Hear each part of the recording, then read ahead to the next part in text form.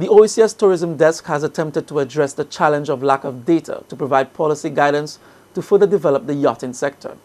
This was done via a survey conducted in 2014 at the United States Sailboat Show in Maryland to uncover information that will enhance the development thrust of the yachting sector in the OECS.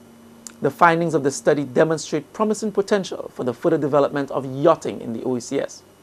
Yacht persons who sailed the Eastern Caribbean made more visits to the British Virgin Islands, St. Lucia, Antigua and Barbuda, Anguilla and St. Vincent and the Grenadines more frequently than to the other territories in the region.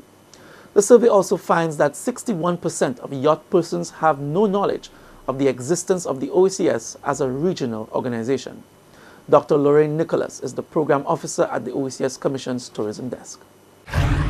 Now, this is really good news for us in the OECS, the fact that persons have indicated their intention to visit the region in the coming years, because as we know, in the region you have a number of member states who have actually invested heavily into their port infrastructure. For example, in St. Kitts you have this Christopher Harbour which has recently been established, and so we also, through our OECS Network of Excellence for Hospitality and Training program, we also have a maritime studies component where we will be training young persons to be skilled in the yachting sector. So it means that we are now preparing our member states to welcome those visitors. So overall, I am extremely confident that our region is doing well in terms of preparing to welcome those visitors to our shores, although I think that we would need to do some more work in terms of the provisioning for those visitors.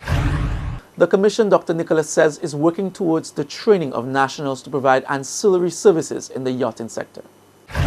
One of those key ancillary services is the whole activity of provisioning, that is supplying those yacht persons with the various produce and goods that they would require. The BVI, for example, has a very, very good program as it relates to provisioning, where the yacht persons could actually make orders of the various goods that they would want online, and they could be supplied to them on the ship when they get here or as is needed.